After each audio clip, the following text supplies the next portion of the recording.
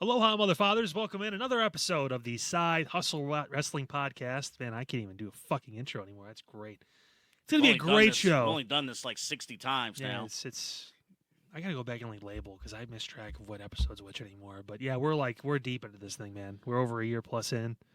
I think, what is this, late February? We might be close to 60. It might be 60 episodes. I'm going to go back, and I think I'm going to, for every full episode, I'm going to put, because you have, Side Hustle, you have, a little thing, and you have, the description of the show. Yeah. I'm going to do, Side Hustle 1, 2, 3, 4, just, a number change a little bit. So 40 episodes ago, we did our last Let's Fix It. Yeah, that faded away real fucking quick. Well, it'll return. We've been busy, so it will return. It will return. There are new projects. Maybe. If we want to do a full recap real quick in 30 seconds of the Let's Fix This we have done. Oh, shit, you remember them? Yeah, so the first one we did was AEW. That bombed. The second one was Austin Theory. Well, that wasn't the second one. That was, the one that was supposed to be second, but got pushed to fourth. Then it You're became, right. Sixth. Yeah. And then eventually we got to it. But Austin Theory, slow, but it's starting to turn a little bit. Oh, Karrion Kross was the second one. We did Cross. Did we do New Day? We did not. We did Karrion Kross. We did Jon Moxley. We did. And you got your wish. They incorporated Renee Moore into it. execution. Don't talk about executions. Oh, sorry. This is not the time or place. Sorry. This is not 15th century France. What the Sorry. fuck is wrong with you? My bad. God, watch your fucking mouth. Jesus. We will refrain from using the words. Dick.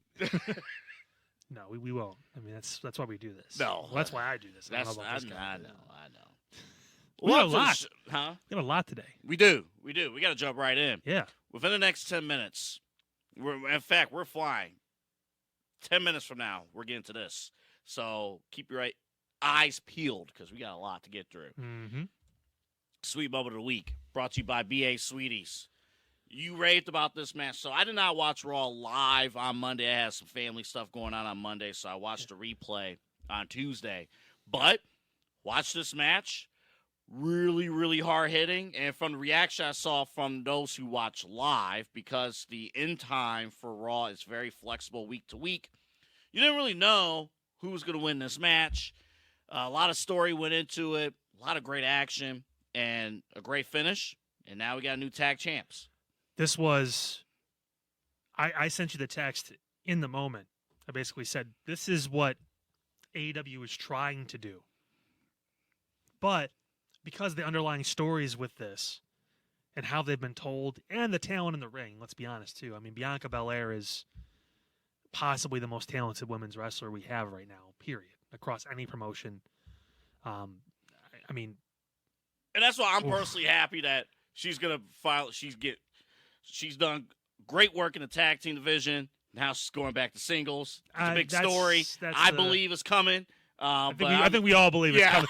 We don't know who it's coming for because there's two options in that story. But I think there's a big story coming up. There's some shit about to go down, and we're excited about that. We said somebody's heel turn is cooking. Not in that frame, but it's cooking. And but yeah, great match. It was cooked a while ago, but yeah, I get what you're saying. I mean, this match, a fresh pot. The false finish is overused a lot in AEW, and a lot of the kickouts and the no selling and all that stuff, which we'll dive into a little bit more later, which obviously has been a sore subject for some people on social media, which, good God. But this is how you do it. It's the main event match. In a match that, honestly, dude, I wasn't super thrilled about before. When I heard it was the main event, I'm like, I don't know. I mean, should it something else have been the main event of the show? I actually watched the match from bell to bell, and I was like, wow. Like, this was actually all the way through. It had me on the edge of my seat. This may get a 5-star rating from Dave, possibly. No, it won't. It'll get like 2.5. Yeah. But But honestly, That's the over. I'm kidding. I'm sorry. listen, kudos to all the women in this match. Y'all did a great job. There was a couple things here or there, but other than that, I mean, this was really good, and the right people won. I mean, even the booking of Dom Mysterio, he pisses me off every single week. So he's doing his job. I mean, he's doing his job. He did his job. He's doing a job. And this is a bigger thing for the Judgment Day in its own right, too. One thing we didn't talk about, which I want to include in this, just because it's a huge thing that could happen, is the stare down with Finn and Braun Breaker. Yeah. Because it is Judgment Day collected, and now there's talk about a new member, all this as well. Which and Finn doesn't want. Finn doesn't is want. essentially the only person that doesn't want a new member. Mm-hmm. But if you notice, when people listen to Liv, they actually do win or don't get beat up nearly as badly. When you listen to Finn, you don't win. You lose. You get your ass kicked. It's pretty rough. I'm right now putting this into the universe and hoping that someone picks it up, that Braun Breaker should be the new leader of the Judgment Day. Well, you know what? Just going to say it. I'm sure people aren't going to like it, but I'm just going to say it.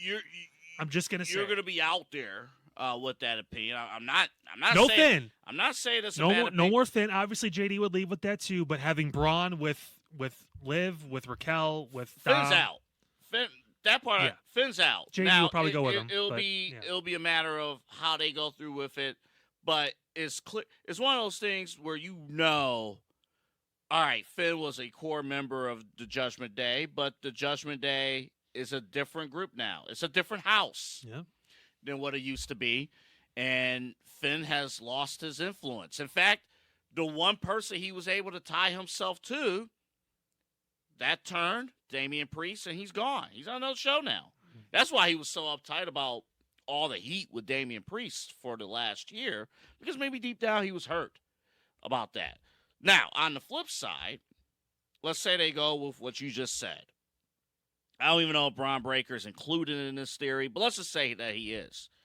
On the other side, a partnership with Finn and AJ Styles. I wonder how you get there, but obviously there is a backstory, there's history. For those who are in the weeds, those who know, there is a backstory. Now, for those who don't know, maybe in the mainstream, that has to be something that has to be asked, has to be addressed. Which they'll do. But they're not shy about it anymore. Oh, so. Of course not. It would be cool. It would. It would be cool. I think a face Finn Balor and AJ Styles versus a heel Judgment Day group with Braun kind of being like the badass character, but he changes the attitude of the Judgment Day a little bit, where it's more, no, we're fucking serious. Like, Dom, enough of this bullshit. Like, you're becoming a champion. Like, we're not fucking around. Not the North American champion. Like, he's going to find a way to become IC champ, and then Braun's going to go for the World Heavyweight title. Like, I think that group, with him and Liv kind of leading it, no nonsense, no bullshit, just, like, actually smash mouth, fuck you up. Like, we're actually being taken seriously as monster heels on this show. It could be a thing. Everyone in this match, I think, did some of their best work. Raquel Rodriguez, you can see her improvement. Mm-hmm. I'm glad, she had the health scare, what was it, a year ago or something like. It's been a long road back for her. Yeah. She's finally started getting a rhythm again now. We're starting to see things that she was doing before she left. And we're seeing a character from her, too. Like, she's doing a fantastic job. She's the Diesel of this group. Yeah, she's doing a fantastic job in this role. Oh, and there's still beef between these two, but it's more of like, all right, I'm gonna live with it. We're gonna. She's gonna live with it. Wordplay. Naomi, I think did her best WWE work in this tag team with Bianca Belair. Mm-hmm. Again, what's next for her? Is going to be crucial. Is honestly could be a make or break for her career. She's either the person or she's the sacrificial lamb. Mm-hmm. She's one of the two. What's she going to be? Is she going to get turned on, or is she doing the turning? Either way, I'm not mad when she turns, but that's beside the point. That alone is a sweet moment. Yeet. Proud of you, brother. And then Bianca Belair. Bianca Belair is one of those, before whatever's about to happen with her happens, Bianca Belair is one of those superstars. You have a player on your favorite team or whoever it may be that you never really talk about. You just expect greatness. You just expect that person to do well, and they do, and they're solid the entire way. And it almost feels like you don't recognize them enough. That's Bianca Belair. She's on my Mount Rushmore Yeah. for women's wrestlers. I know that could be, again, hot take, still early-ish in her career, so to speak, but she's been around for a while. But Well, I mean, you had that take last year when we did that at the table last year, and she's added on a tag team run with this. well, I told you what she meant to the entire industry. I mean, let alone for just women's wrestling, but obviously, black females that have been grinding away trying to get that spot, and she's dominated in that spot. So she very well could be on her way to main eventing WrestleMania again. She's So, doing a great job. Everyone in this match, even Dom, did a great job in this match. I wanted to, get the hell out of there. until you talk about Ray, then obviously you're on Dom's side. Hell yeah. His real father's. I'm sorry. We're going to get to the sour moment of the week. I was at Look Sweeties. at you. Look at you. That. I was at Sweeties. Doing a little shopping there, huh? Listen. What'd you find? So, Kit Kats. I got like a whole bunch of Kit Kats. I start and stop with Kit Kats. Always. I start and stop there. That's your thing, man. Rebecca and I, we're going to dive into the cotton candy popcorn. That's right there. You can see that. We're going to dive in. Making me regret my diet. We're not even joking. We talk about with BA Sweeties, locally produced popcorn from the Campbell's Company out of Strongsville. Yeah. Listen, when you walk in and you see loads of popcorn just roll. Man.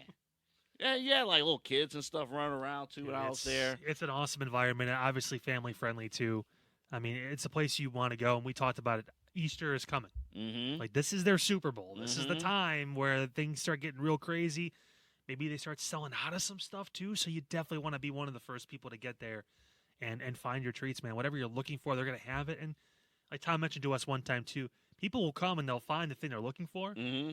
They'll take a wrong turn down an aisle, and they'll find like 3 more things where it's like, I didn't even know that it was even existed or wasn't here. That's or that you had why the Pop Rocks are there. That's why the Pop Rocks. Look in a cart when you go or into a basket at BA Sweetie. You're probably gonna find someone that said, "Yeah, I wanted this." Well, you got 4 things in your cart. I know. Like, yeah, okay, it makes a lot of sense. We're gonna play the commercial. After the commercial, I want to point out a quick item that is in this basket. That's like, hey, Rebecca, since you like sour, you go try this, and you will love it. And don't be ashamed that you're trying this, because it's in a unique style. You can only get it at BA Sweeties. Watch this little flyover here that BA Sweeties has provided for you. Double A Anthony Alfred here for Sweeties, a family destination satisfying sweet tooths in Northeast Ohio on Brook Park Road for over 74 years. The largest candy store in North America with 40,000 square feet stacked to the rafters with over $5 million in inventory. Come down to Sweeties today on Brook Park Road at Ridge. Just look for the giant lollipops. 75 years. 75 years in business, largest candy store. And I don't think we say that enough, that it is the largest candy store in North America. It's the largest candy store in North America. Say it again. America. All right. So, right by... I Kennedy'd that. So at the top... North America! America! Kennedy! This dude came out and basically did that. That was his entrance. He come out, it's Mr. Kennedy! Then you walk up the top rope. Kennedy! Man. Because the people at the top of the arena couldn't hear him the first time. So he had to say it again. How did he ruin his career? Who, What it's happened? not how, it's who. Who ruined his career? Cena got buried for that because Oh, Cena was the yeah. guy that didn't want to work with him, I'm pretty sure. And That's that's right. what caused them to basically get shipped off and fired Yeah. to TNA. And Well, remember, he won Money in the Bank. he did. And then he was the only one who, like, until, like, Damien Sandow, like, years later, he lost it. He never even had his Money in the Bank, like, match. He just lost the He just briefcase. lost it. Because I swear to God, I remember the story coming out around that Cena just didn't want to work with him. So, yes, something like him. happened Yeah. with Mr. Kennedy. Because that was Mr. Kennedy. Shame, was he was over. He was the next big thing in WWE, and it just fell apart. In the top left corner, that top left photo, is a sour. I forgot the exact name of the product, but it's a sour toilet.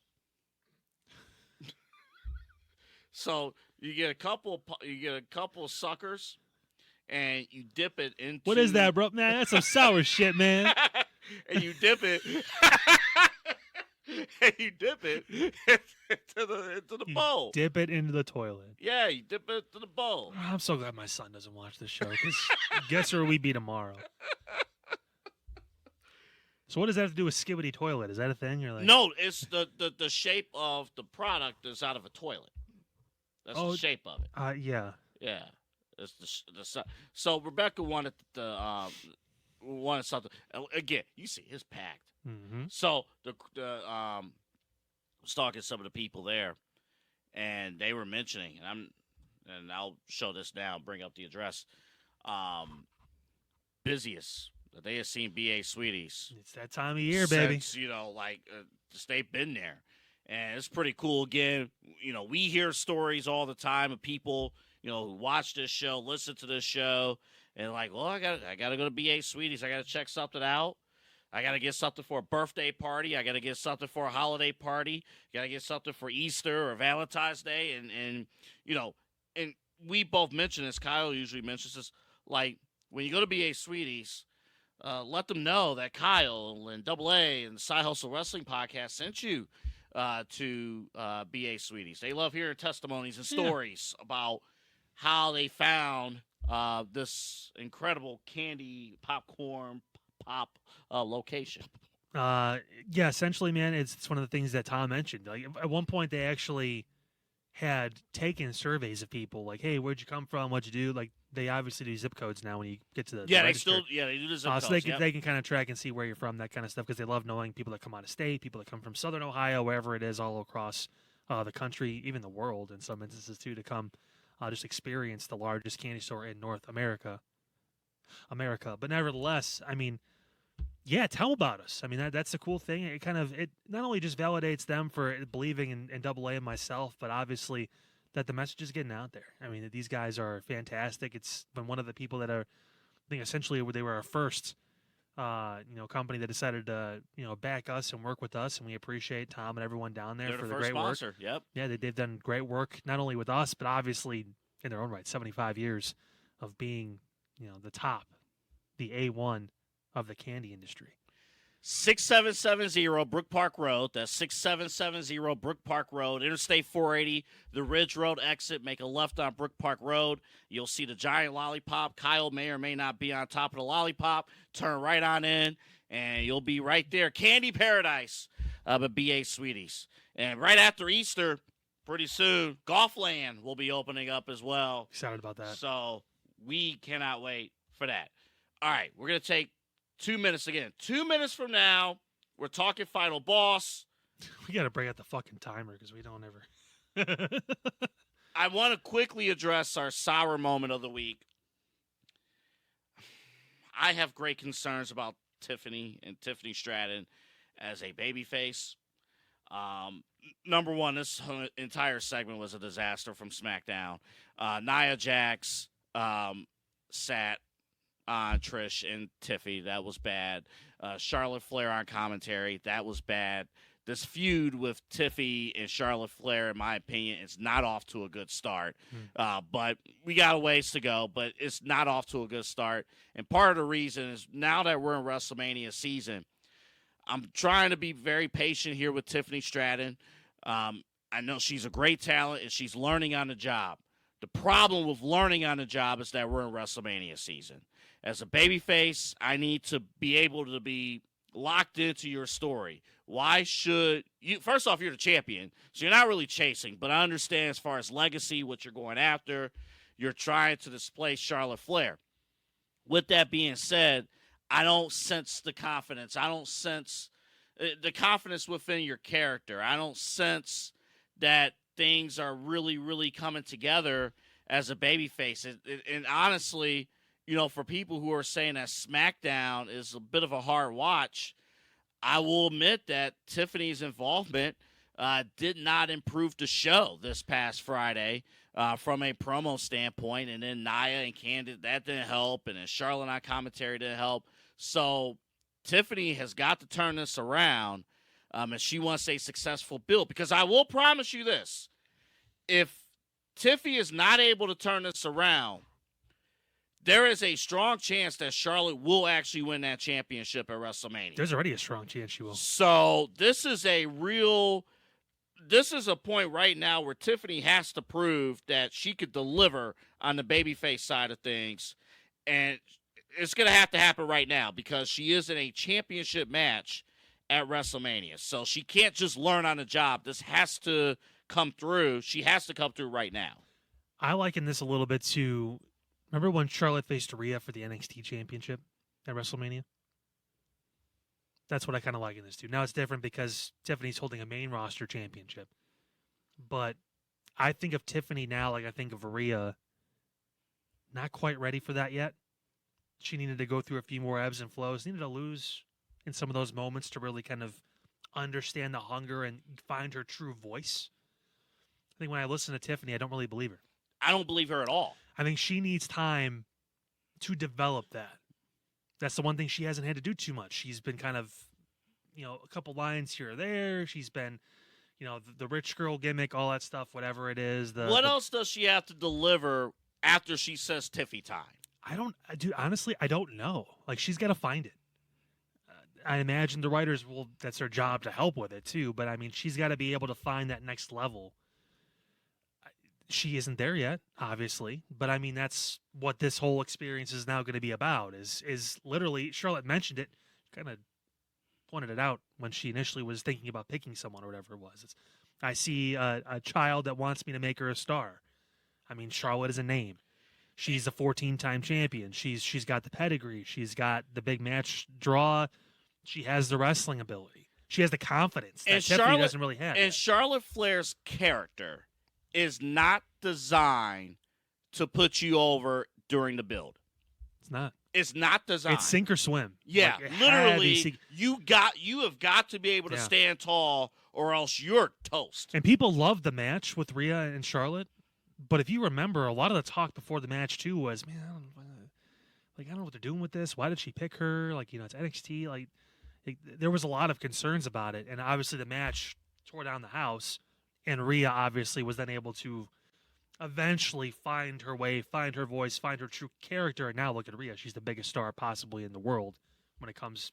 I would even go beyond just, WWE and just women's wrestling. Maybe even wrestling in general. One of the most recognizable faces across all of professional wrestling from, coast to coast, whatever you want to call it. But Tiffany's not there yet. Not there yet. No. But she's got time. She's got a chance. And she's probably going to lose at WrestleMania because this is a building moment for her. It's not a... And I also want to obviously legitimize the Royal Rumble even more and make it feel like, hey, if you win that, you really could be champion. But, But her job, even if she's booked to lose, her job is for us... When we preview WrestleMania, the show before WrestleMania, our job is to talk ourselves into, you got to book her to win. That's her job. If she can't do that, if we're saying the show before WrestleMania, if we come out of here, if the fans say, you know what, maybe it's not a bad idea that Charlotte wins the championship, Tiffany did not do her job. Yeah, because right now nobody wants Charlotte to win it. But if Tiffany can't convince people, it's like Triple H and Cena back when they first met up at Mania 22. Triple H, during that moment, and that, King of Kings burial Triple H, he will not put you over. You got to be able to stand up to him on the microphone. And John Cena had to learn that. Same deal here on a different scale with Tiffany and Charlotte Flair. We'll see. Nia Jax spot. Okay. Hey, you know what? I mean, not the best work, but at the same point, she's obviously been a workhorse too. I give her a lot of credit for what she's done. There's always improvement, but I mean, all right. This is why we're here. Sometimes you just got to know your role and shut your mouth. This guy. All right. This guy. The final boss. I put up here good, bad, and ugly. It may not be ugly, but there wasn't a lot of good. Let me identify some good first. The man's effing entertaining. The man is entertaining, and this is the tough part. Is It wasn't though. Well, what was entertaining about it? The confusing entrance or the fact that he kind of rambled on for a while before he finally got to the point. He repeated the same line 10 times in a row in the He ring. himself just showing up. He has an aura. He has an aura about him. That's all I'm saying. I wasn't entertained. I thought it was a waste of fucking time. Well, I thought how can you sum this up? I'm waiting. I'd love to hear it. No, how can you sum this up? How could I sum up what I saw or no, what he did? Just the final boss, just the character. The way you sum it up, you could tell that The Rock was not working with a producer, number one. You could tell that The Rock is he never does. Out there. Just, well, he has the one guy he did. He's just out there floundering, right? I will admit. Put the promos on your wrist again. I will. That might help. I will admit, when he remembers that he's a heel and drops insults to the crowd, I feel bad. Maybe I'm breaking the rules as a fan. Shut your mouth before I snap the syphilis off your face. It's hilarious. Like, I'm what? sorry.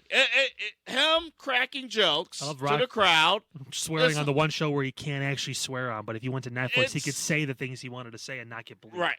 It's pretty irritating.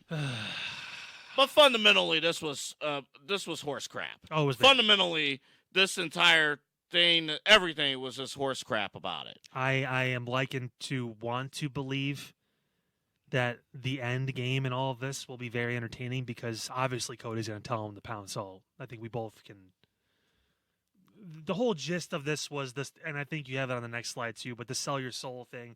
He'll talk more about who he thinks. I was actually really curious because he put a video out, and you did The Rock. Mm-hmm. Minute 45-minute video.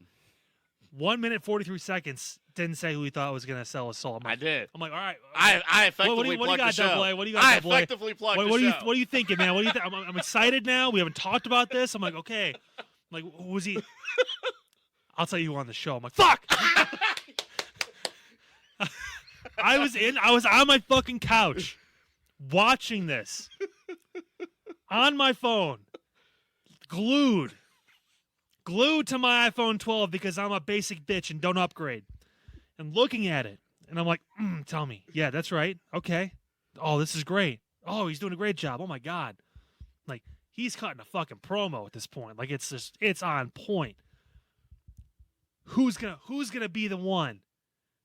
Who is gonna be the one to sell their soul to The Rock? I'll tell you about it on Thursday's show. I'm like, fuck! Like, shit! Now I gotta watch. Like, now I gotta watch. Son of a bitch. Like, what a masterful job. I think The Rock should watch that. Thank you. Because even though you did ramble a little bit, you did get to the point a lot quicker than The Rock fucking did. Yeah. Because, my God. Holy shit, this dude just, like, there's an aura. And you mentioned flipping back and forth because he has to half promote the fact that WrestleMania is going to New Orleans and for 42. Yeah. But also he has to remember that he's also there as the final boss and has to be a heel. But that was rough. He has to remember Cody's reaction, like it was a fucking shock to him. Like he preached power back at WrestleMania 40. Like that was his thing. That's how he got into the whole situation, was because he's director of the board of TK. Like, it's a story that's been told. This should not be surprising to you. The final boss in 2025 so far has been a flop. In 2025, it's Luther Kendrick. I still don't understand the Netflix thing. He a flop. And as far as the story, look. Well, now the Netflix thing makes a little more sense because he did butter him up. I understand that. So he's trying to get on his good side to make this. Okay, I watched you beat who I would consider he's my tribal chief. I gave him the Ula Fala. Mm-hmm. You beat him. So maybe honestly,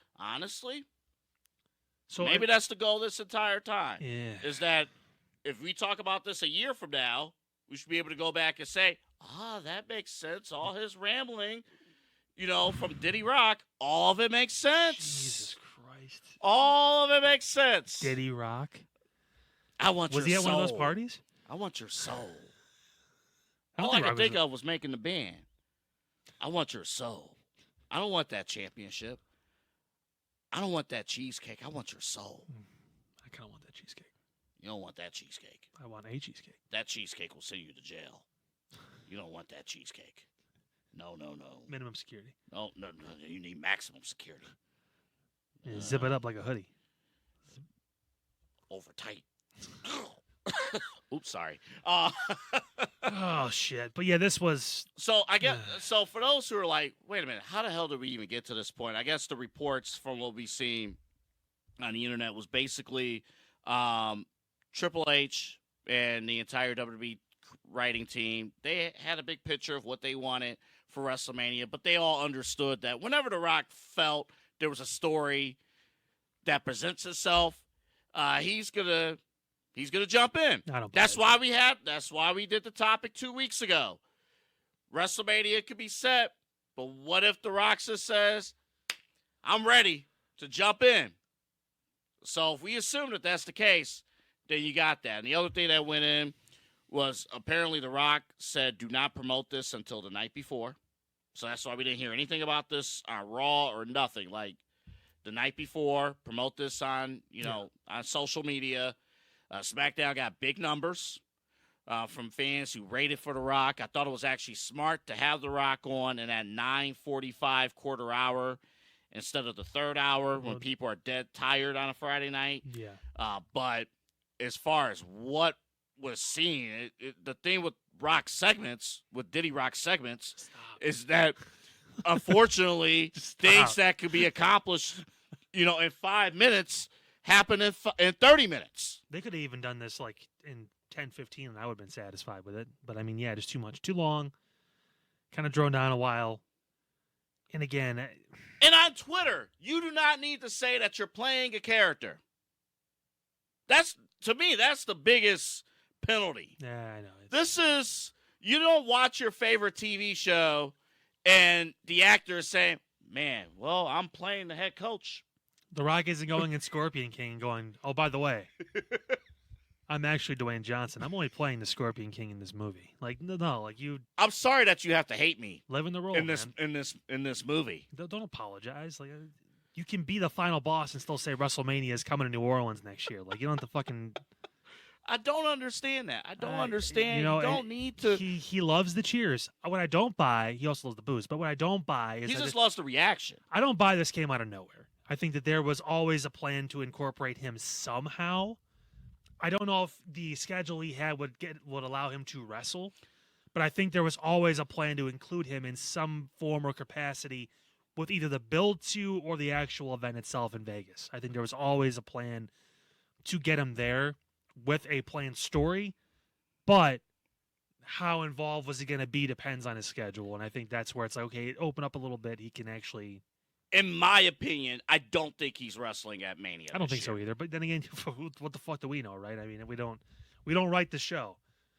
But I doubt this was never like, oh yeah, we have no idea whatever he's gonna do. Like they planned this shit out like months in advance. They know what the fuck's going on. So The Rock shows up. He announces that WrestleMania is going to be in New Orleans, and then he rambled for the next 25 minutes and says he doesn't want the championship. He wants Cody Rhodes' soul.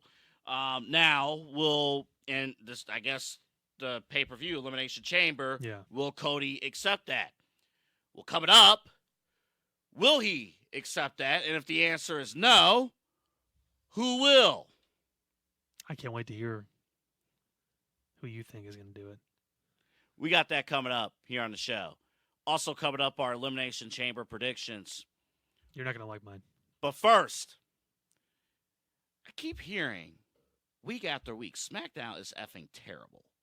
Like, SmackDown is garbage. It's just longer. It's not a good show. It's not. So I did a homework assignment. I went back on a Tuesday night while you might have been watching Nip Slips. I was watching SmackDown. Nip Slips? You were assuming that the majority of beats like what? Like there was a nip slip on NXT. Look it up during our commercial. I kind of have to. I'm curious. I have a wish list of who it was. We'll see if one of them gets checked off. Don't tell me. I don't want. I will not. Don't tell them either. You fucking perverts. Family show. Yeah. Okay. Well, they may be rated PG, but unfortunately, this show isn't. Is SmackDown really, really that bad? We got to address it. Okay. Coming up. on the other side. We got rapid fire as well, and Kyle has something to get off his chest.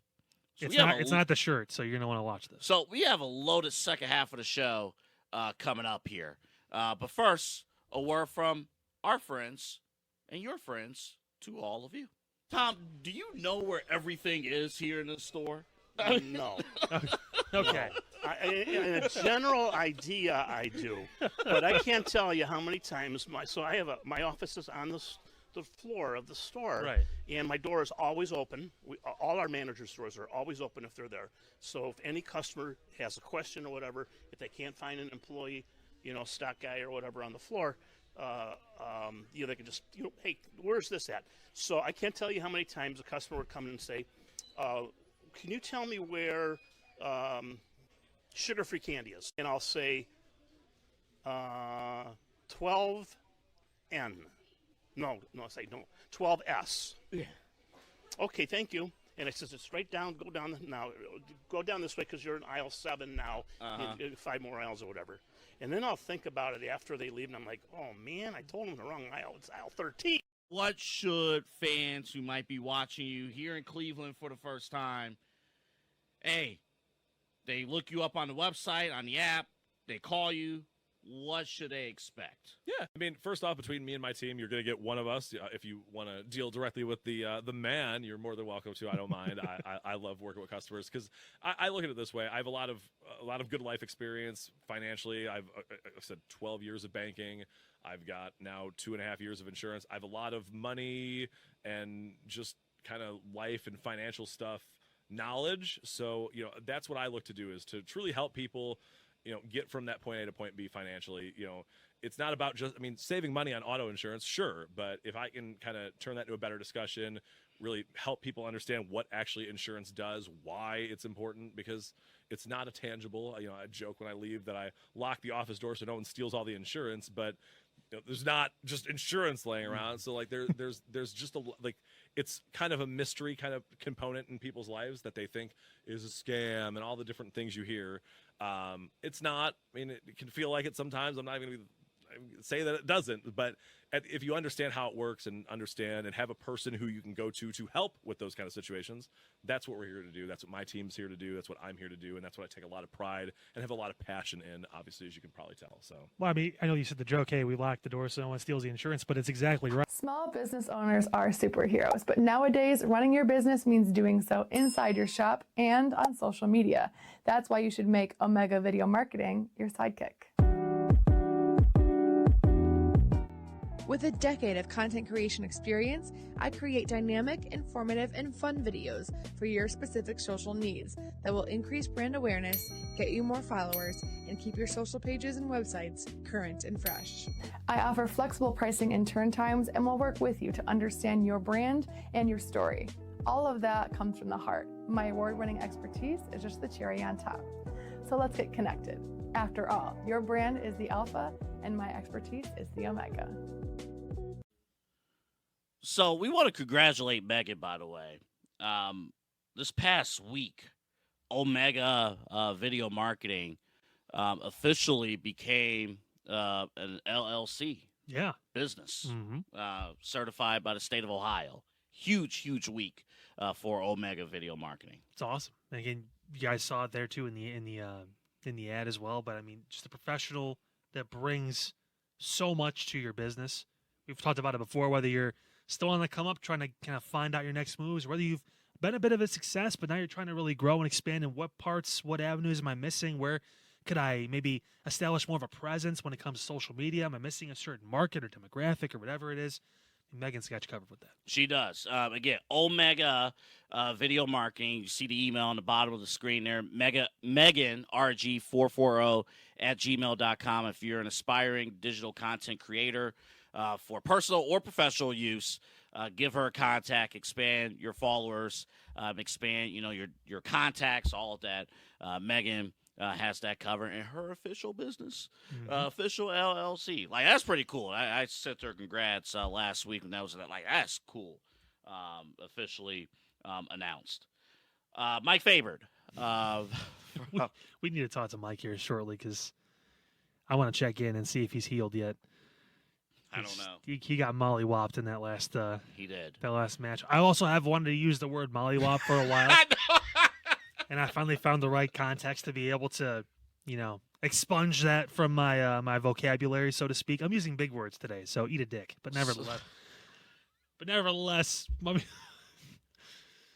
you're not gonna do it to me. Mike is. Go ahead. You got this. Yeah, you're damn right. Mike, there he is right there.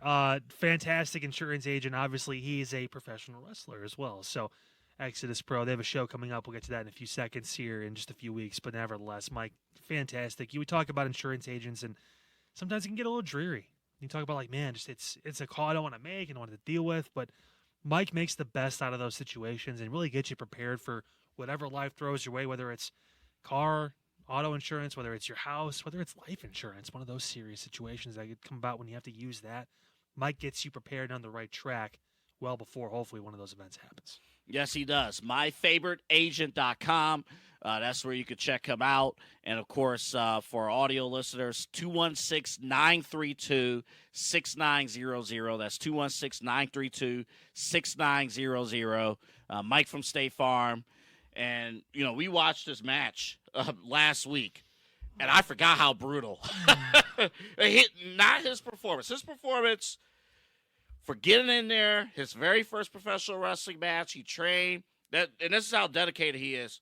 Full-time with State Farm and full-time taking full advantage and getting everyone situated, and also training for months upon months with EC3 and the whole crew.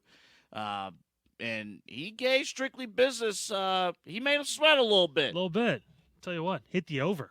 He In did. Vegas, he did. He hit the over. Yeah, for time in the match, he definitely did. So excited to see what Mike's next move is. Not only, obviously, we know what his next move is when it comes to helping you with insurance, but what the next move is when it comes to the professional wrestling sphere, so to speak. Yeah, we cannot wait to see. Oh, man, I can't wait. We'll see if we see the claims adjuster. I don't know if he's going to wrestle. I think he needs a little bit more time. And I know it's been a couple months, but this show's coming up in a matter of weeks, less than, 3 weeks, when in Rome, coming up March 15th at Treelawn. Doors open at 6:05.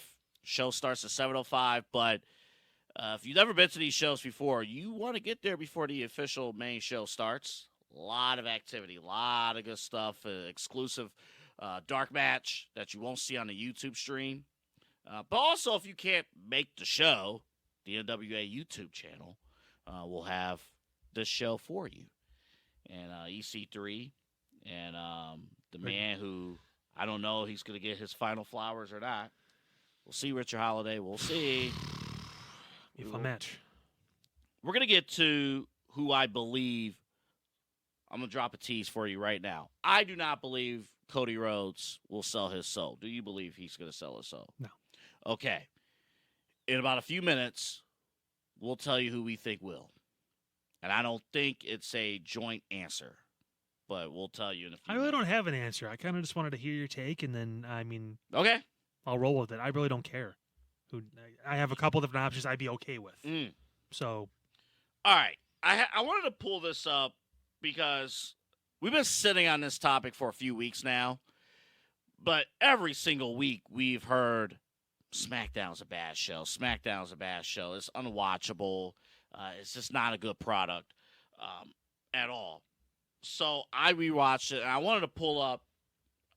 We don't do reviews on this show, but in terms of wanting to kind of go through quickly, segment by segment, to really paint the picture of whether or not SmackDown's a terrible show.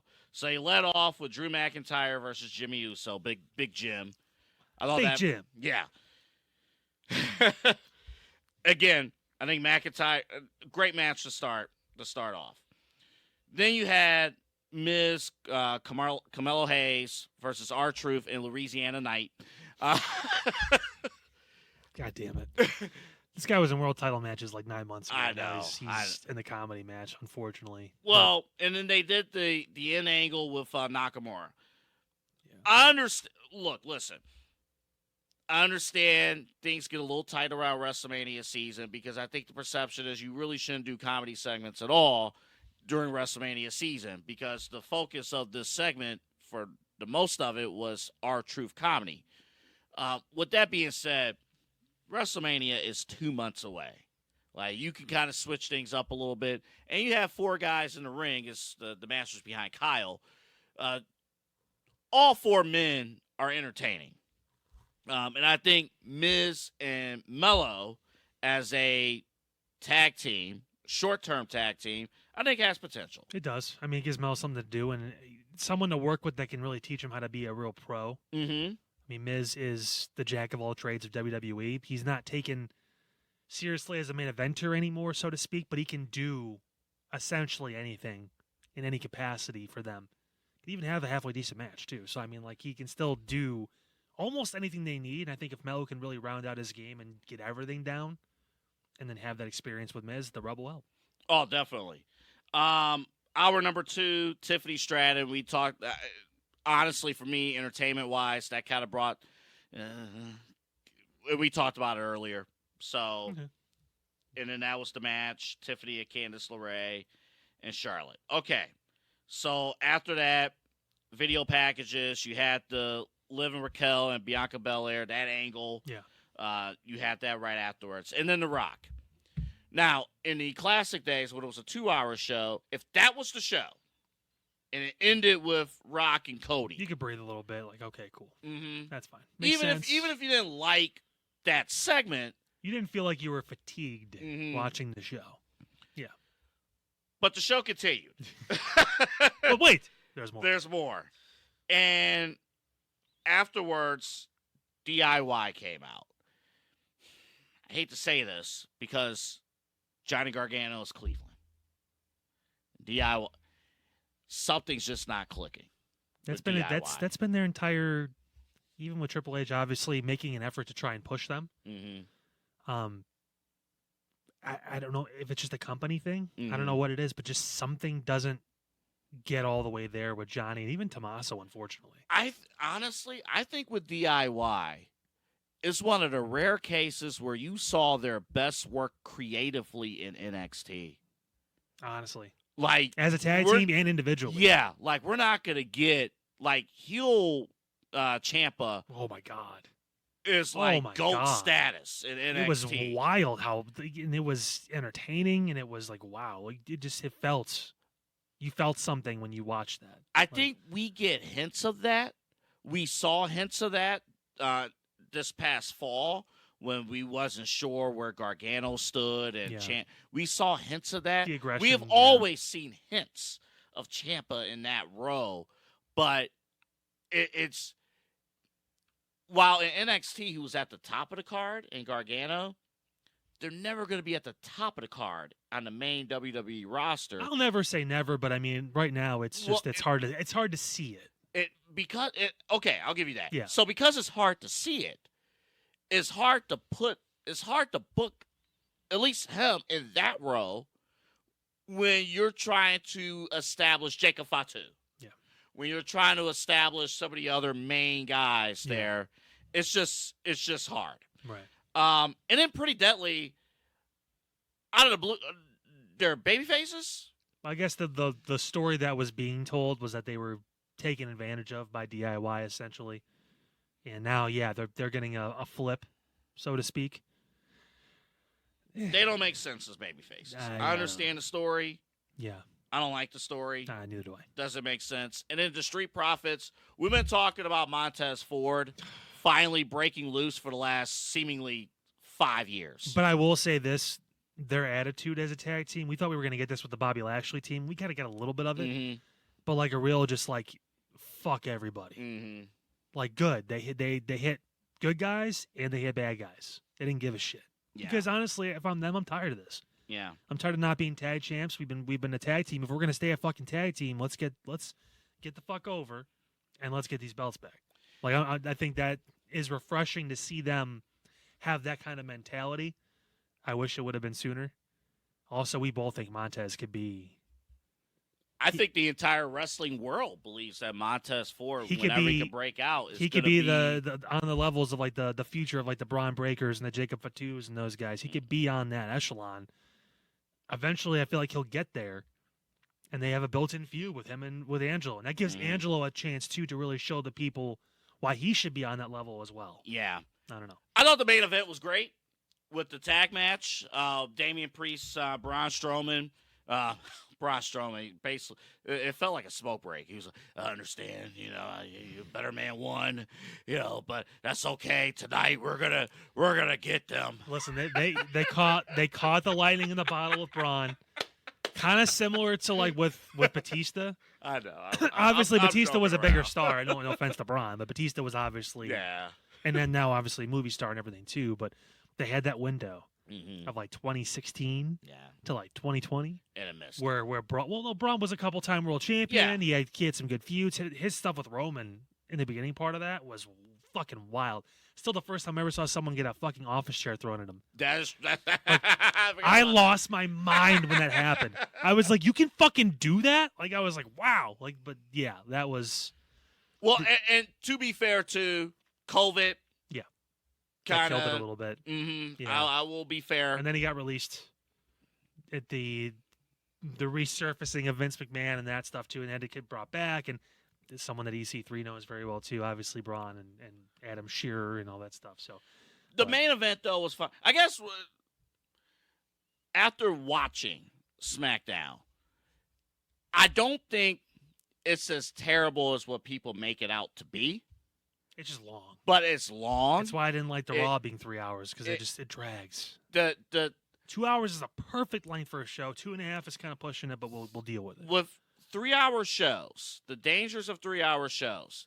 If you have one bad segment, it's a little amplified. If you have 2 bad segments in a row, It's half an hour. yeah, even 40 minutes. Yeah. If you have 2 bad segments in a row, if you have a segment where you're not really interested, so let's say you're not really interested in the Art of Truth comedy, and then Tiffany lays an egg.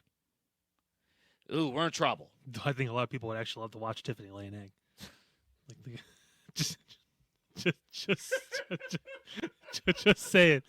Listen, I do have one other critique. One Oh, other shit. one other thing though with the Triple H booking that I am starting to notice some concerns. I think this is consistent with Monday Night Raw too.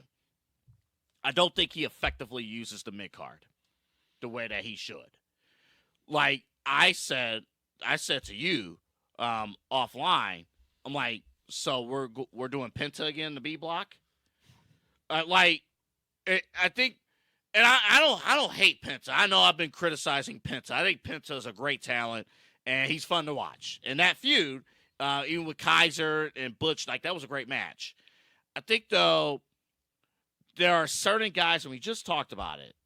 Guys like Ciampa, guys, that we've talked about before, where we're just missing the boat on some of these mid card guys. Like Braun, in my opinion, Braun Breaker should have a bigger role on Monday nights than he does right now. The fact that Braun Breaker has really not been taken full advantage of after the moment that he had at the Royal Rumble is criminal to me. Absolutely criminal. And I understand. And look, listen, Triple H is not going to get hit for it because he's hitting the ground running in the main event scene. He's doing a great job with the main event scene, and it's great to talk about the main event scene every single week on this show and watching the product. But there's some opportunity with the mid-card. Mello, like, let's go. Like, let's get some things going. Like, I understand that he has a plan. He's putting guys on television. He's putting them on television, but what are they doing while they're on TV? you're getting TV time, but you're not really. It's not.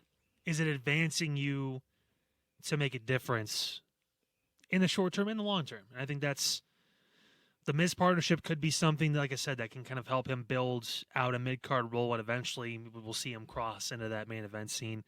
With Braun, I think right now he's saddled with the IC title. I think we both think his talent is beyond that. They have to find a worthy challenger for him. I think that's the big issue. AJ is a name.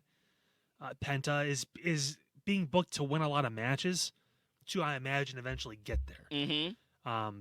So you're kind of stuck in a spot where it's so early with Penta that you kind of have to book him into these prove it matches with some of these guys that are also kind of in the mid card, so to speak. But the eventual goal is to get him into some sort of championship spear, whether it be Braun or even fucking And, Gunther. and the last thing here, Or before Jay. we get back to the final boss stuff, it's one thing if you don't have if we can't hit go on a story. Yeah. I understand that. I get that. But sometimes it's important to just put them on television Mhm. and grab somebody from the performance center, have them get beat up, send them back to the performance center. We're not going to remember 5 years from now that, they could have a bright future in WWE, but they were squashed in a 30-second match against Braun Breaker on a random episode of Raw, so he has no chance of succeeding. No. You got to take full advantage of these guys on television. Montez Ford, same deal. You got to take advantage of these guys on TV. You can't just say, we don't have a story, so either we can't put them on television or we can't have them cut a promo. We can't have them do anything. Yeah. That messed up Gunther last year. Yeah.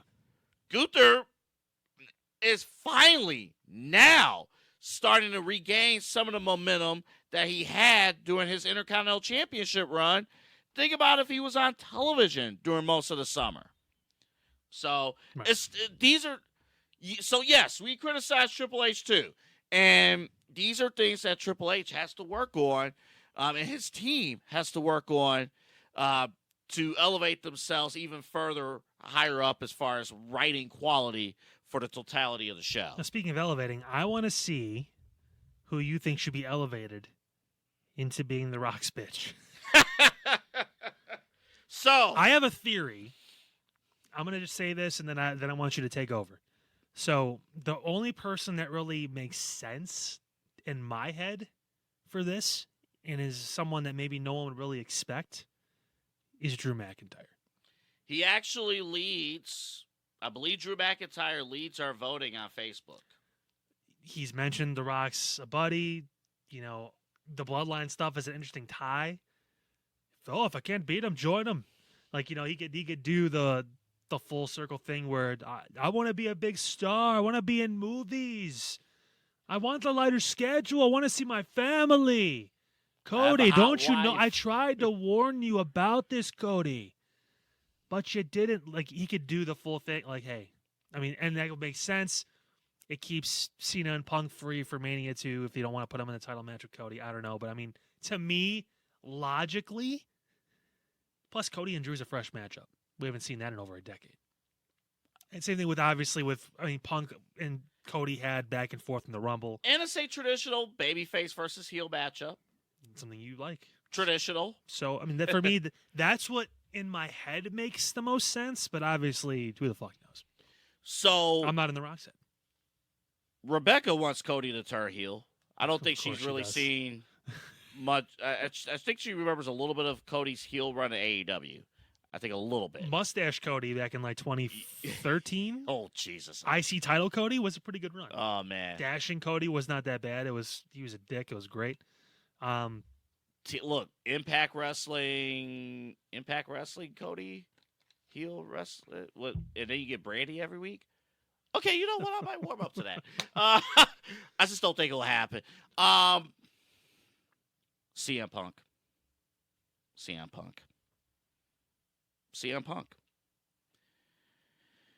And I kind of wish I'm wrong because I really, really love CM Punk as a babyface. I run a root for him every single week. But I understand that kids sometimes, their favorite superstars turn too. Right, New Day?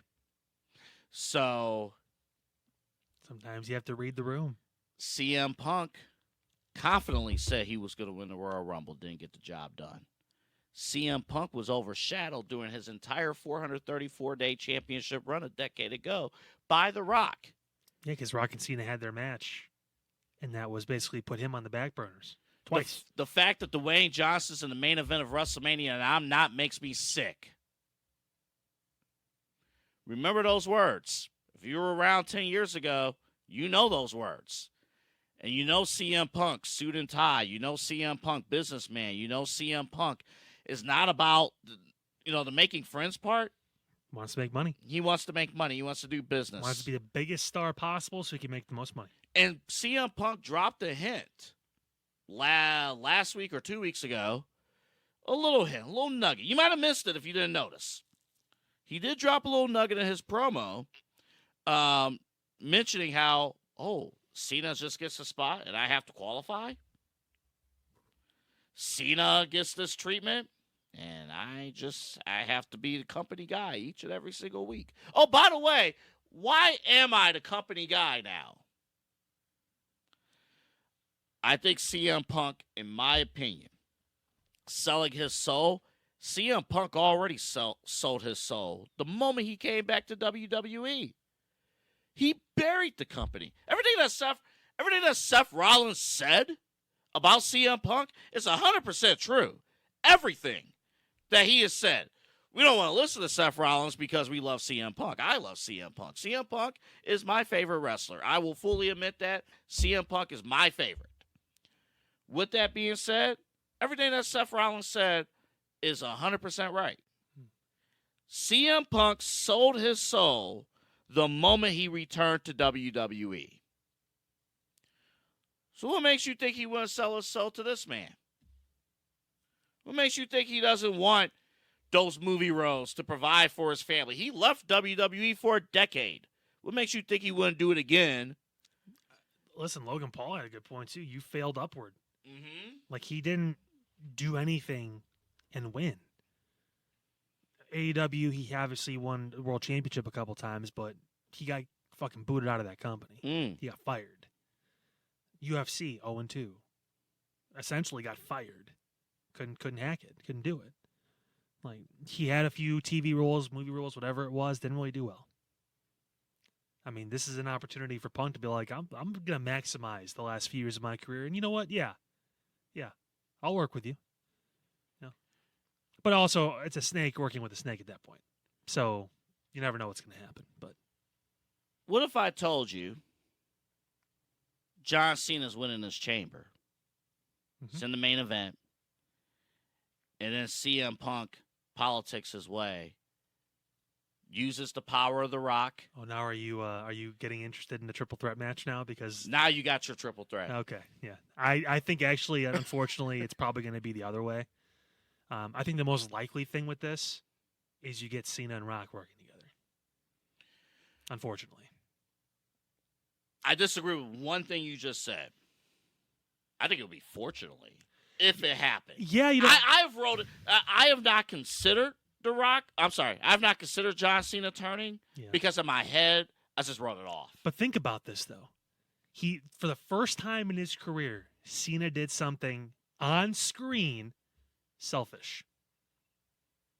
He used his spot and his name to get a spot in the chamber. Heel move. Because he used the term best for business. He's earned this. It's his name, right? First time. He said he was going to be there every week. Immediately goes and films a movie and is gone. Yeah. He's made one. The running joke now is Dwayne has made more appearances on TV than John Cena has on John Cena's retirement tour year. Who's this retirement tour really for? The fucking dominoes are lining up. I think you're more likely to probably get that triple threat with Roman, Seth, and Punk than you are, unfortunately, now with, Cena, Punk, and Cody. But we're getting a triple threat. Which one is it? Who knows? I have one other concern, though. So I'm saying CM Punk. I don't think you put in an official pick for who's selling their soul. We both don't think it's going to be Cody. No. And I think the reason why Cody, and let's address that real quick. The reason why Cody will not sell his soul, Cody already has everything he wants. He never wanted it. He wanted to act when he was younger, but he wanted to act because he wanted to help him build his wrestling career. He brought that up in documentaries, all that stuff. He is exactly where he wants to be. Mm-hmm. He's the champion. He's got a beautiful family. He's good to go. He's made more money than I'm sure he knows what to do with for the future and stuff, too, with all everything else he has going on. There's nothing really The Rock can offer Cody besides, again, the one thing they're trying to tease in storyline is making his life easier from a work standpoint. But this has always been a guy, he left to go do the work. Mm-hmm. He's always been work. There's obviously an appeal to, I could have a little bit of a load taken off my shoulders. I could make things a little bit easier. but he snaps out of that pretty quick. Mm-hmm. You even saw on Raw him contemplating, and you could see in his face, it's like, no. But a couple other guys, I honestly think it will be Cena, but I would not be surprised if Punk says sure. And look, listen, if it's Cena, Holy I'm cool. shit! Holy that moment! That would be historic. That moment, like, oh my god, like, oh my god. Let's see if they do it at Chamber, or if they wait for a show, but like, oh my god, That would be historic. That We would got be- some talking points. Like, we have historic talking points if it's Cena. If it's CM Punk, all right, great. I'm right. But if it's... But you know what? If it's Cody, I'm cool with that too. I'm interested to see where they go with that. If it's Drew McIntyre, I'm fine with it. Initially, I will admit, it will feel a little bit like a letdown, but that doesn't mean it's a bad decision. In my head, it makes the most sense, but in reality, I like to see something else happen. Mm-hmm. So, I mean, logically, I'll be like, okay, makes sense. But, like, obviously, I'll be like, well, shit, it could have been CM Punk or John. All right, well, whatever. But I do admit we have a bit of a Logan Paul problem. yeah, I know we don't. In Who the fuck's facing him? Is it going to be one of those two? Is it going to be AJ Styles? Is he going to get Braun Breaker? I have no fucking idea. because Logan has to be. He's got to be featured. He has to be featured some way. Yep. His opening promo with Punk really alarmed me because it may be because it was just Punk. Punk is so far ahead in terms of ability, in terms of promo. Well, that depends on who you ask. Some people hated Punk's promo. Hey, But you know what? okay. The one thing you got to identify, if Logan Paul's going to have a spotlight WrestleMania match, who's going to be the person who's the ideal babyface where Logan would make sense and where he would be able to somewhat match? Where will he be most successful, I guess? Well, I think In Logan, terms of the build. if he's facing somebody at WrestleMania and it's not a championship match, the goal, I would imagine, is for it to be a babyface to get them over. Mm-hmm. Unless it's AJ Styles. Because then obviously you want to put Logan over to kind of progress him through. But I honestly, because Logan can carry it, I wouldn't mind seeing Penta versus Logan Paul. If you're looking for just a pure, like, athletic contest where Logan can kind of carry it with the promos and Penta can just keep beating everybody and then you kind of build this to this whole thing. Like, I mean, that's not bad for me. I think, and Logan has had success against Ricochet in that type of feud. yeah, it wasn't a great feud, but I mean, like, we could see him carry it. Mm-hmm. And Penta wouldn't be in the same situation as same situation as Ricochet was, in that, yeah, Ricochet cut a promo against him. It's like, no, we know Penta's limited when it comes to promo, so it's more about Logan kind of carrying that with his ability to speak, and then Penta obviously delivering the match in the ring. All right, quickly, Elimination Chamber. We're just doing the matches or the Chamber matches itself. Yeah. Predictions. I will start with the men's. Based on what I just said a couple minutes ago, I have John Cena winning the Chamber, and then CM Punk that night, The Rock will come out. Now, does The Rock come out? Does this happen before the Chamber or after the After. Chamber? Do you think the Women's Chamber is the main event? Oh, no. The men's will be the main event. You sure? The men will be the main event because it will have a bigger story. I guess. John Cena's going to win the Chamber. John Cena's about the main event, his final WrestleMania. Watch The Rock is going to come out. Watch Damian Priest win the fucking Chamber. Boricua! The Rock comes out I love it. after the match is over, and he says the word, or he says something to the effect of, "It's now go time," or something. He'll say something. If The Rock comes out and says, "It's now go time," I will die. he will say, You'll be sitting on my Yeah. couch next to me, and I will be laughing my ass off. he will say, Holy shit. he will say, "It's go time." It's or go something. time. And then CM Punk will beat his ass. Yes. And then and honestly, that also ties into the favor. Yeah, I think we both have Cena winning the Chamber. My difference is I think Cena wins and then Rock Cody segments afterwards, Mm. and that's when Cena makes the official turn. We know we're already getting Cody and Cena. How could they make this bigger? Cena's a fucking heel. Mm. So For the women's, Bianca Belair is on her way to winning the Chamber. And then it's revealed that she did it. like right before. And then she's wiped out. You almost don't even have to do that. You can almost have it where Jade just shows up I'll take that. and she attacks Belair, and you're like, why did she do that? Like, what the fuck? Like, and even Bianca can act confused. It's all part of the fucking ploy. And then eventually on a TV, we get to see Jade come out and basically cut a promo saying, "You want to know why I fucking did what I did? Watch this shit." Well, Like, we've been seeing that classic segment from 2002 with Triple H and Shawn Michaels has the tape. Yeah. It's like, you damn right it was me. You damn right I did it. It was that. My pick, I know I was pushing for Alexa Bliss. I'm going to go with Roxanne Perez. You just don't want Liv to win this, do you? Hell no. Liv Morgan's gonna win Okay. the Chamber. Sorry. All right. We have, You changed the title. I know. The title I had was better. All right, so I need some time. We're not going to do rapid fire. No, we're today. not. No, we're not. Kyle, the floor is yours. So I want to preface this by saying, Double A, I want you to, when this is over, Mm-hmm. we'll wrap the show after this. I would like you to cut the full segment. It's at the end, so hopefully it's a little bit easier for you. I know I'm asking you to do a little bit more than normal. And then send it to me so I can post this full video on TikTok for the people I'm about to mention. We are very, very grateful and very lucky for the fans and the people that enjoy the show. Whether you take in 30-second clips on TikTok or you listen and watch the full show on YouTube, or obviously the audio version's over on Spotify, iHeartRadio app, whatever it is. That being said, with the rise in popularity that we've seen over the past year, there are certain people and certain creators that have an issue with certain things that we say, and in particular this past week, something I said. Huh. Though I think you pretty much agree with me. When it comes to our friends over at All Elite Wrestling.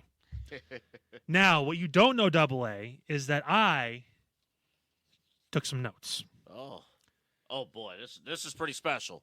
So This doesn't happen. So, now, we won't be able to do this in the future because we're just getting too damn big, right? We're getting thousands of subscribers. Sponsors. The views are we've got to be close to, if not over, 1 million views easily across all platforms. I mean, we're getting to the point. This started from nothing, and we're here, and we're going up. So I'm not going to be able to do this. But certain people on TikTok decided to stitch our video on AEW Oh. and decided to call out, mostly me, but us, for my take on why AEW isn't selling, all this kind of stuff. So, now, mind you, this video, and I have 4 different creators we're going to address here, Okay. that I took notes on what they said to us in their Okay. stitch.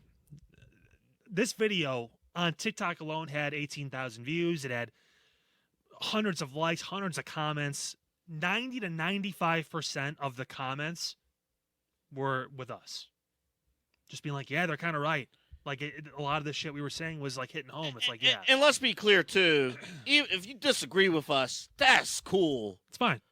But there are, So, you got to be rational. 4 people decided to use our video, either stitch it or comment on it and attach a video to it. First off, I just want to say that if you take your time out of your day to see something on social media and say, man, I hated that so much, I have to pick up my phone and record a reaction to it. Boy, aren't we doing our fucking jobs, huh? I'll tell you what.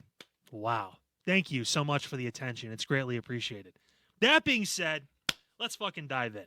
So the first person, and the reason why I want Double A to send this full clip to me so I can post it all on TikTok is so I can tag you motherfuckers individually, all right? The first person is Nasty Leroy. Nasty Leroy, all right, buddy. So he called WWE, or actually no, he called AEW a $1 billion/$1 million company. LOL is what I put next to that. Wrong order. Also, yeah, they're a $1 billion company in everyone's head, right? He talked about selling out arenas all over the world and all that stuff for AEW. What are you guys talking about? Yeah, they're privately owned, by the way. They're not an independent. They're privately owned, very well funded by a man who has no idea and can't manage his way out of a fucking Target. Ask the guy who's one of the main eventers on the other fucking show. But nevertheless, Just ask a Target manager. the arena's going downhill too. A lot of those sellouts that were sellouts 5 years ago are 2,000 people right now. So nevertheless, Or even 2 years ago. he got mad about the independent thing. I mentioned I had said that they're doing independent bullshit. I want to preface that by saying that we obviously love Exodus Pro. We love our independents. That being said, there's also levels to the game, right? This is presented as AEW is presented as direct competition to WWE. I and AA and myself, we don't compare the two because really there's no comparison. They are technically two separate companies, two different shows. I get that, but it's all still pro wrestling. It all is. Whether they want to admit it or not, down to its core, down to the essence, they're both professional wrestling. And I will add, even if you just think, oh, it's just those bad guys, just AA and Kyle. Yeah. We actually brought in a full panel We did. at the end of a couple months ago. We With brought in a AEW full fans panel on it. with AEW fans, and we were like, hey, None of them stormed out. any do you watch this product every single week, AEW? And even the AEW fans are like, it's a tough watch. Okay, so he also told us to do our fucking research, shut the fuck up, and then he said, look shit up, based on what he was talking about. What's there to look up? The look up is like, you don't know what you're talking about. They're an over company, all that stuff, whatever it is. You do the research every week by seeing what's on the screen. Yeah. So listen, Nasty Leroy, I appreciate you, brother. Wish you the best. I will never shoot down or actually take shots at another content creator. It's one thing for us to go at a promotion or company that we have an issue with because they're a $1 billion organization, or in this case, a $1 billion or $1 million organization. And we obviously can do that. But I'm not taking shots at you. So wish you the best. I have to move along here. Next one was the best one. Well, to an extent. Undead Soldier is the next guy who I love that went name. on it. Yeah. Love the name. He called me uneducated, unathletic, non-wrestlingist ass fan. Told me I never did wrestle or got anywhere near the wrestling business. About the selling, he mentioned Jacob Fatu. My point to that, obviously, Undead Soldier, is that there's one person in WWE doing what you mentioned, not selling some key moves. One person, not the entire roster, one person. He's not Orange Cassidy either. He's fucking important, so whatever. He brought up Taz not selling certain things, Billy Gunn not getting powerbombed. It's stuff that doesn't really apply to this, but I get you're trying to make comparisons, whatever. Good for you, bud. Taz actually made money yeah, for yeah, ECW. you go figure. AEW and WWE styles are different. We agree on that. Again, one style doesn't work. One style has proven to make money and draw ratings. And by ratings, I want to preface this too. I don't mean just TV. I'm talking social media. Are you getting clicks? Are you getting views on your videos? Right? Are you getting renewed for TV deals long term? That kind of stuff is important, but there's other aspects. Are you selling out fucking crowds, stadiums, venues? What's the attendance like? Are people fucking interested? That's where we fucking differ with this. Never said that there wasn't any good wrestlers, that they aren't good pro wrestlers. That's my thing with that. That's my comment to you. There are really good wrestlers in AEW, but they don't get pro wrestling because pro wrestling isn't just I can do 15 flips. Get me invested in your match. Why should I fucking care? There are problems with some people in WWE that can't do that either. But you're not a good pro wrestler if you're not well-rounded. There's a fucking difference, and no one talks about it. You're being a little nice about this. There's one creator on your list that I think is on your list. Yeah, we'll that talk I can't about that. Wait to get to. That's the piece de resistance at the end. He says we never attempt to watch it, and then he called us lame.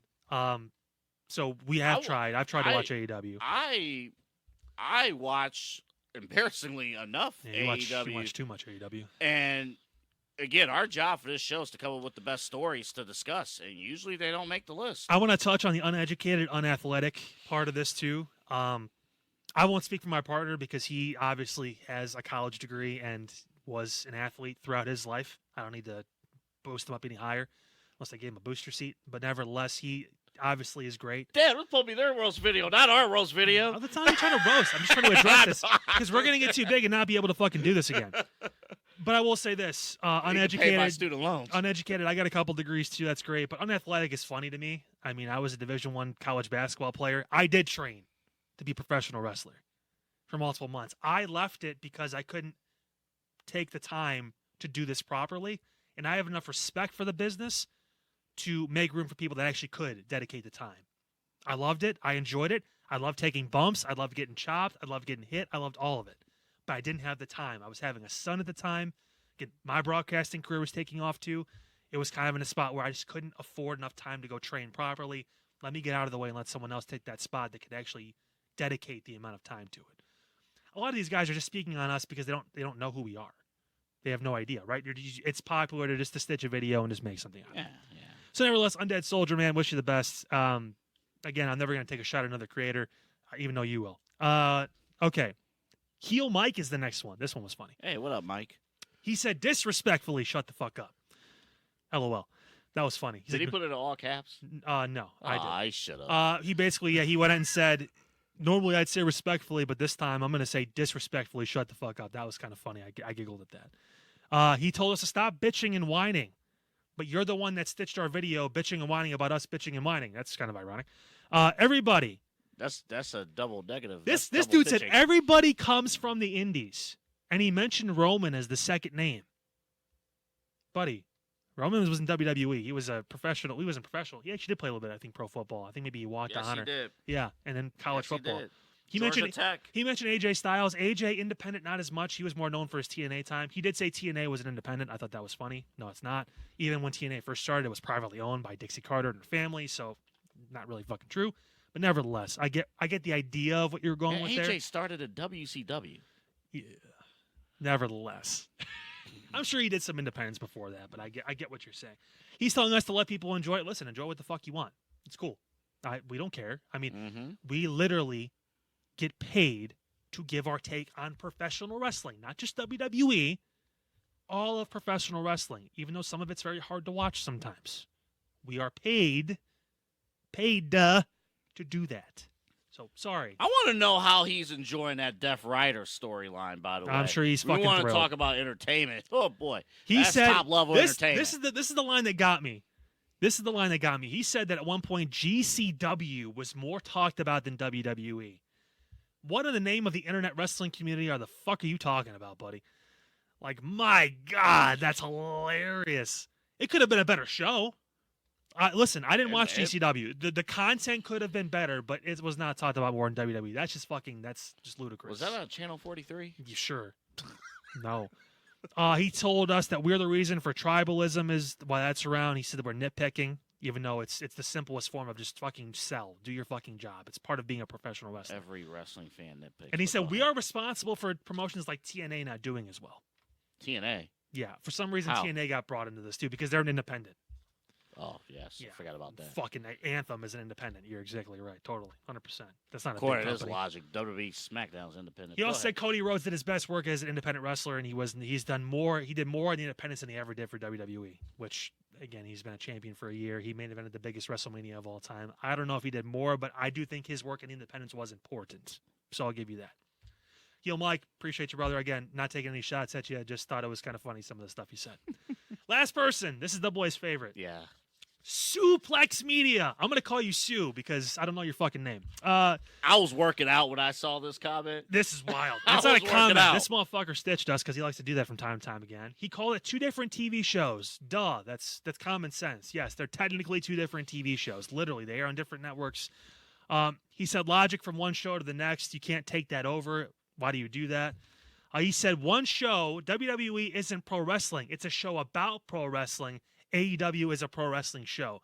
I want you to understand how stupid you sounded when you said that. Sorry. You I'm wanna not say sorry. What the fuck are you talking about? Exactly. I'm not sorry. What the hell is that? You're kind of right, but Did he again, really say that? I wrote it down kind of. I scribbled it down at work today, but at my main job, I get paid for multiple things. How about that? But nevertheless, Cause us talking about this dumb shit. I'm sorry. Yeah, yeah. Right. So that's the funny thing about it. They're both fucking pro wrestling. Okay, you are right. The one thing that you did say, that the styles are different. We talked about that before.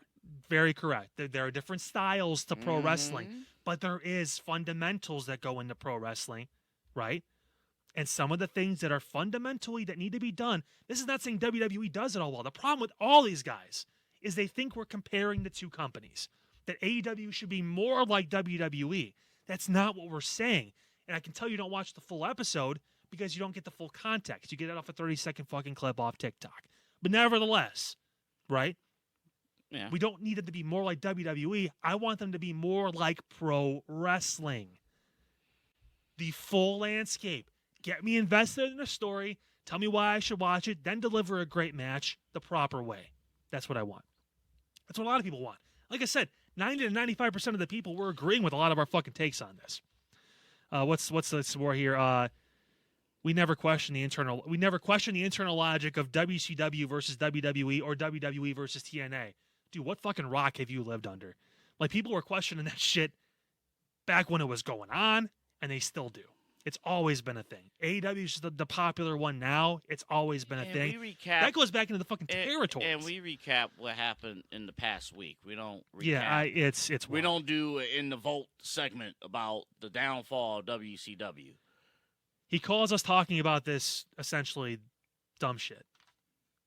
This is stupid. Well, if it's stupid, I appreciate you taking time out of your day to make a video to talk about our dumb shit. That really makes a lot of sense. But nevertheless, he also cut out a part which was hilarious.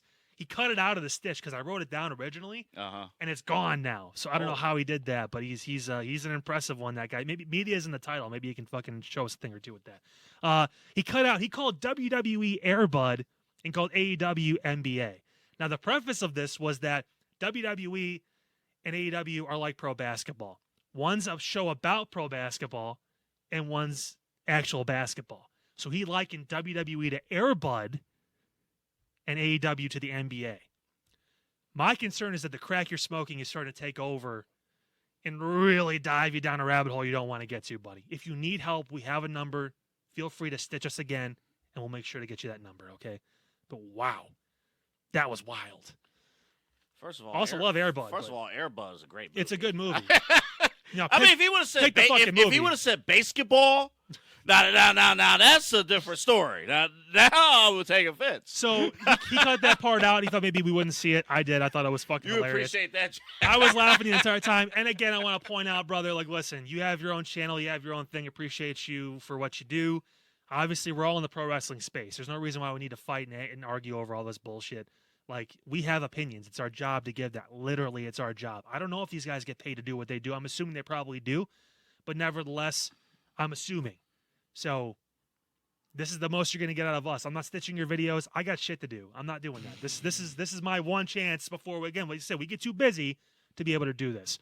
He also likes to end his videos with this saying, Remember, pro wrestling is predetermined. Your life isn't. Go do something great today. I feel like I did something good today. I feel like I addressed the haters a little bit, and I turned the other cheek, so to speak.